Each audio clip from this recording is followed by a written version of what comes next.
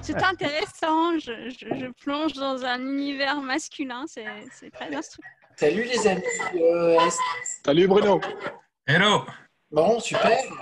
Retrouver tout cela. Aujourd'hui, on s'est dit que c'était bien de causer de l'accompagnement. Et surtout, on est super content d'avoir Jacques avec nous parce que c'est toi le chef en fait de l'accompagnement. Non, pas vraiment, mais bon. Il n'y a pas de chef dans l'accompagnement. Parce qu'effectivement, le super élan de toutes les boîtes qui ont mis gracieusement des ressources, des outils, etc. Et Yannick qui a pédalé comme un malade pour mettre tout ça en ligne.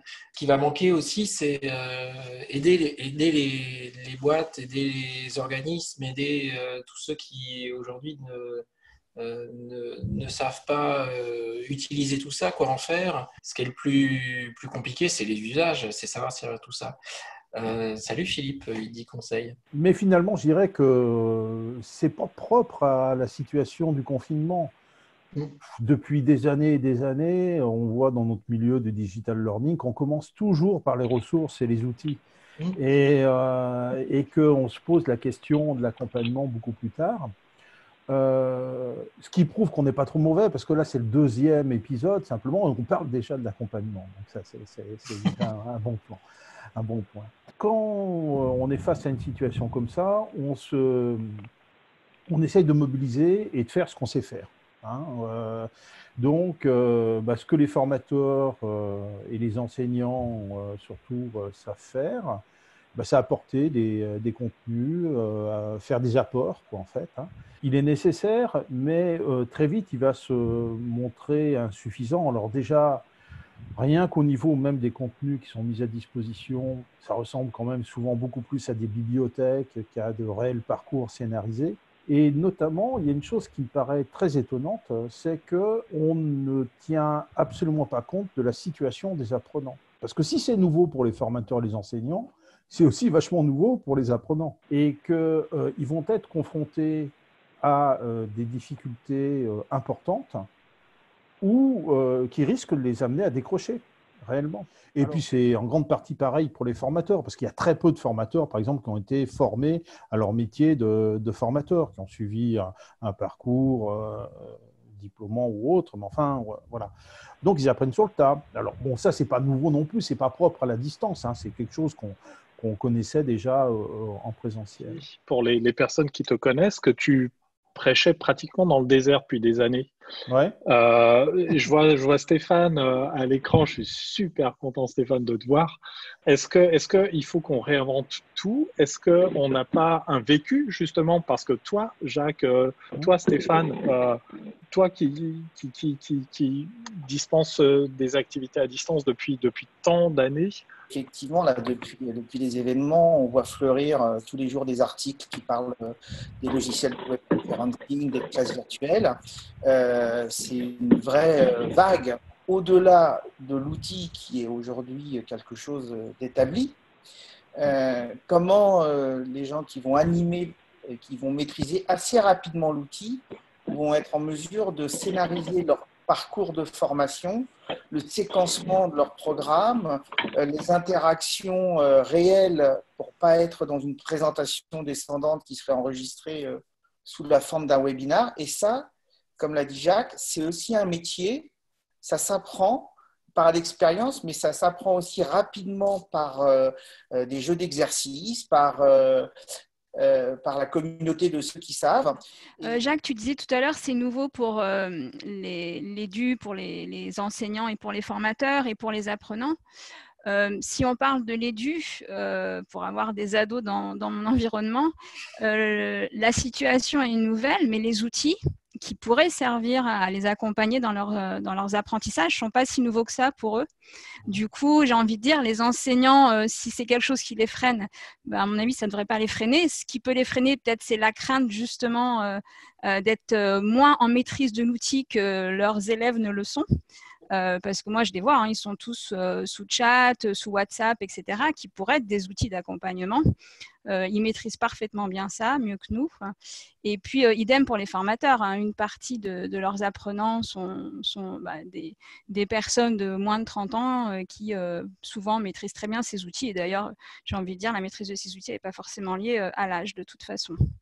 Les enseignants aujourd'hui, ceux qui ont vraiment repris le flambeau là directement, sont restés dans un paradoxe total, ou en tout cas un biais qui est de toute façon les enfants, les jeunes, nos apprenants, ils sont dans une obligation de suivre ce que l'on renvoie.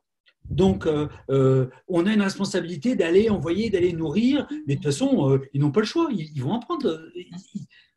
On est au bout d'une semaine et quelques jours encore dans cette posture folle de croire que de toute façon, les apprenants doivent apprendre puisque le cadre est ainsi posé. Évidemment, tout ça, ça va se casser la figure très très vite et la mayonnaise va retomber, le soufflet va retomber et les enseignants vont se rendre compte que faire ça, c'est sans doute nécessaire, peut-être nécessaire, mais absolument pas suffisant. Oui, ben, moi je suis tout à fait d'accord, Yannick. L'enjeu, il est là. Est-ce que les formateurs et les enseignants vont s'intéresser à leurs apprenants? C'est bien ça la vraie question. Pour rebondir un instant sur ta remarque, comment on fait justement quand on est dans le passage du tout à distance? Il y a un point qui est important, surtout en ce moment, c'est les conditions dans lesquelles on fait tout ça. Les personnes qui découvrent le digital learning en ce moment, certes, c'est super parce qu'il y a plein d'outils qui leur sont poussés, mais il va falloir qu'ils prennent du temps une fois que cette crise passée pour voir vraiment ce que c'est le digital learning dans des conditions propices à l'apprentissage aussi. Parce que... En fait, j'ai besoin d'aide là. J'ai besoin de 5 conseils à mettre en place dès demain. Voilà, c'est pour ça que je suis venu ce soir, pour être clair. Comment on va faire pour tenir dans la distance? Et c'est quoi? Et je demande à Jacques, là, c'est quoi les 5, donnez-moi en 5, les 5 règles que je dois mettre en place tout de suite, là, cette semaine. Et je reviens vers vous la semaine prochaine pour vous dire si ça a marché. Ok, je vais essayer, Olivier. Je pense que la première chose à faire, un apprenant, il a besoin de visibilité. Il a besoin de savoir où il va. Donc, il faut présenter le dispositif et pas simplement dire ce qu'on va faire aujourd'hui ou ce qu'on va faire. Non. On sait que ça va durer, donc il faut présenter le dispositif tel qu'on l'imagine pour ces prochaines semaines. Un adulte, pour pouvoir s'engager dans l'action, il a besoin d'en connaître le sens et l'organisation. Donc, ça, c'est absolument indispensable. Ensuite, il va falloir aider les apprenants à planifier leur temps d'apprentissage. C'est une des grandes différences avec le présentiel. Au présentiel, on sait qu'on vient dans tel lieu, à telle heure, etc.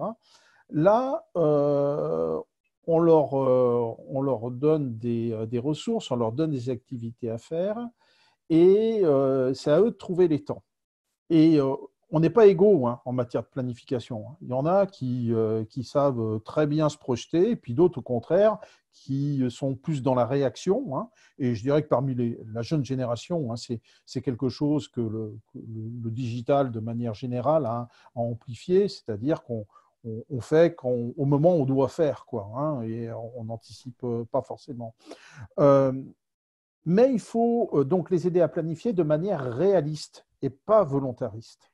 Et ça, c'est très important aussi parce que donc ça veut dire que de notre côté, il faut quantifier les temps.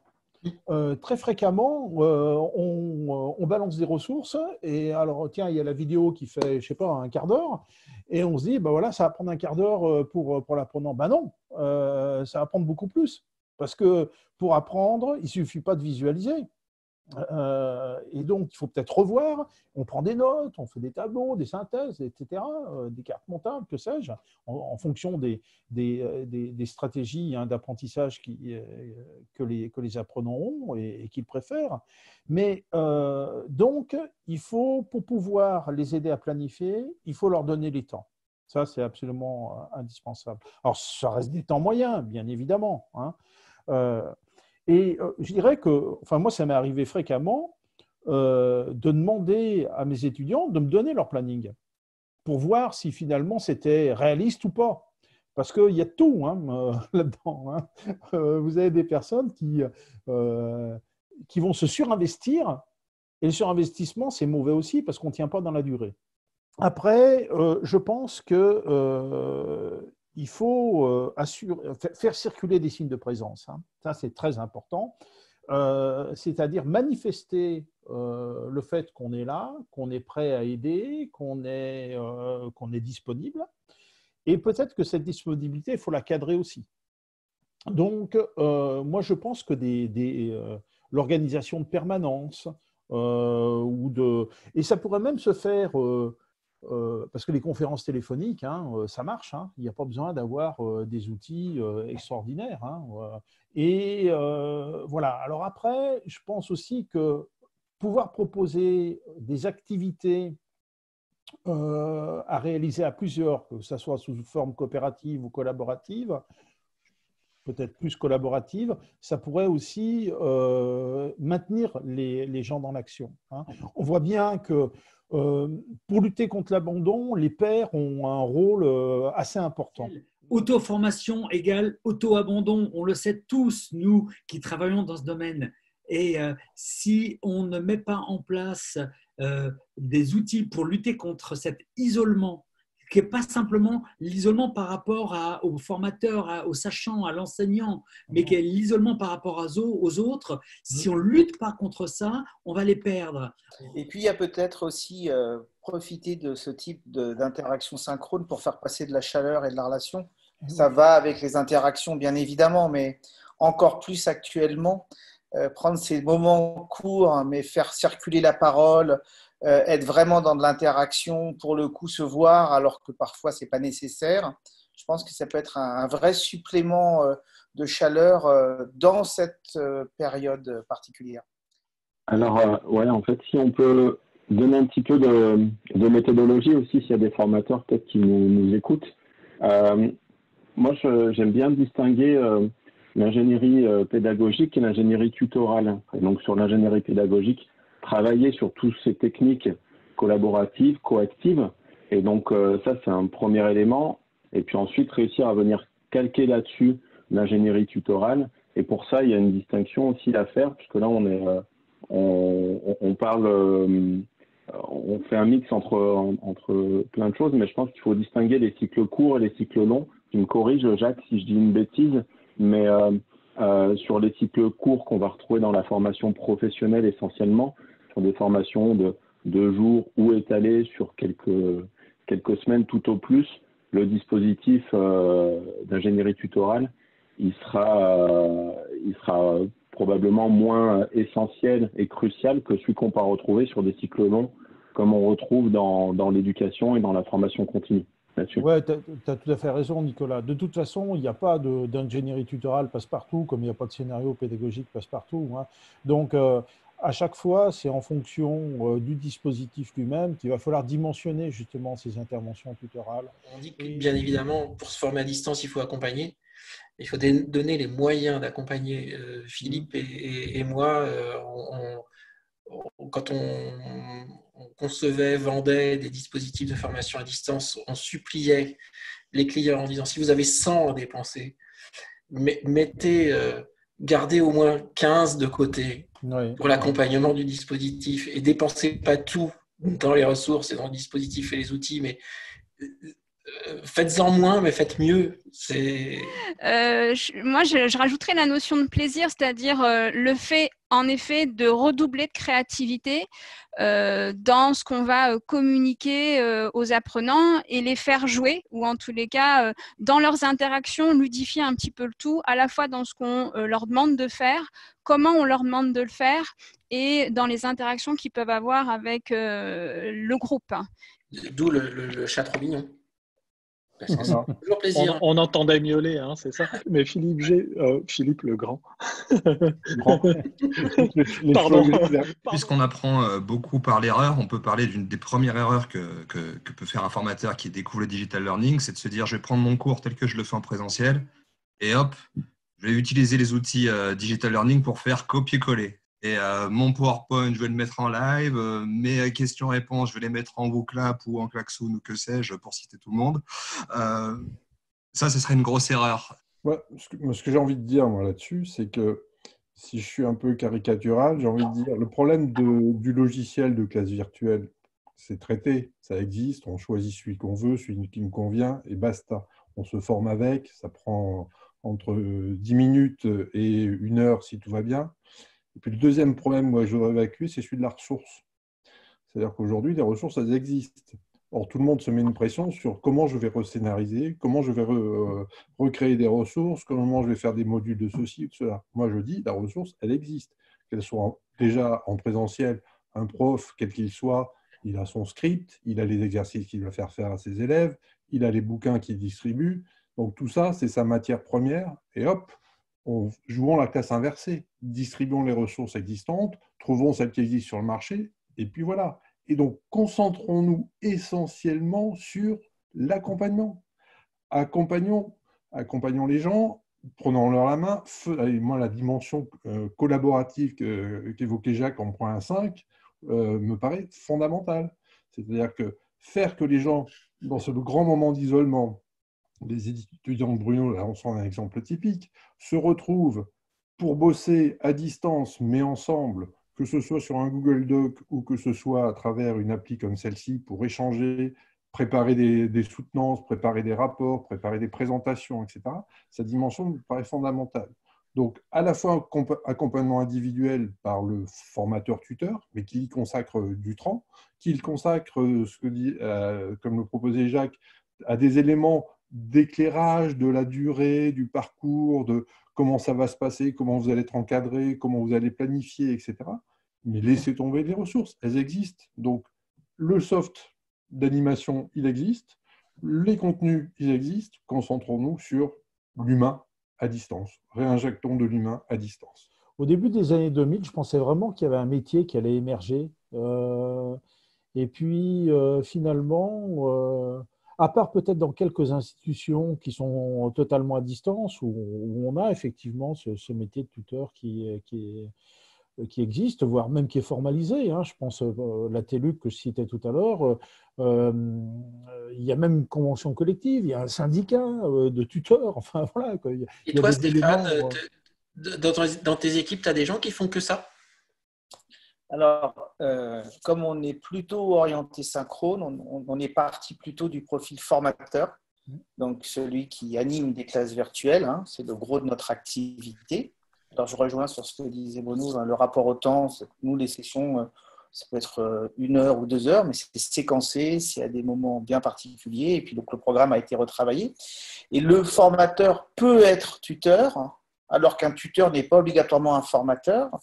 Et on y injecte aussi des postures, on va dire entre guillemets, c'est un peu pompeux, de coaching pédagogique sur la partie motivationnelle. Juste pour repartir sur le métier, un dernier point. Je reviens encore sur les apprenants. Alors là, peut-être plus pour les gens qui travaillent dans l'éducation, parce que j'expérimente pas mal de choses avec ma fille et ses amis en ce moment. Je pense qu'il faut aussi faire confiance aux apprenants et peut-être tout simplement générer ce moment de rencontre, un premier moment de rencontre, voir ce qu'ils ont envie, eux, de faire, ce qu'ils ont envie d'en faire, et puis voir comment eux-mêmes, ils vont prendre la main. Merci les amis. Pour ce moment. J'espère qu'Olivier, tu as 6 points, c'est top. Je vais me permettre d'en faire un petit résumé. Donc, je vais faire un petit résumé de ce que tu as dit, Philippe, parce que vous avez tous dit, là, je vais le résumer, puis vous pourrez le commenter. Merci. Magnifique. Hop, Olivier. Super. Merci beaucoup. Merci les amis. Au revoir. Portez-vous bien. Merci à tous. Ouais. Soirée. Bon Bye bye. Bonne soirée. Bonne soirée. Bye bye. Merci à tous.